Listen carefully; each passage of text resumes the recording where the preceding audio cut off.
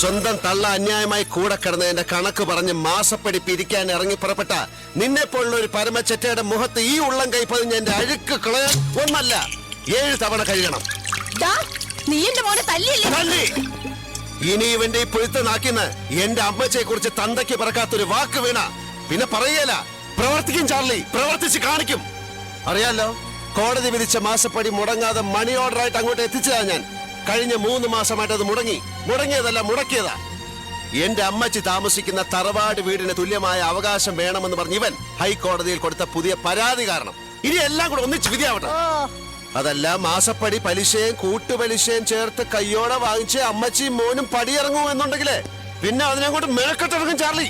അത് വേണോടാ? പുലിക്കാട്ടിലാണപ്പാ. വേണം. ഇപ്പോഴല്ല, സമയവും സന്ദർഭവും ഒത്തുവരുമ്പോ വന്നു വാങ്ങിക്കും. ആന്റപ്പനെ തൊട്ട അഴുക്ക് 7 തവണ കഴുകി തീരുന്നതിന് മുമ്പ്. ചേട്ടായി, കളി ആന്റപ്പനോടാ, അത് മറക്കണ്ട. അല്ല, കളി ആന്റപ്പനോടും കൂടിയാ. വാ.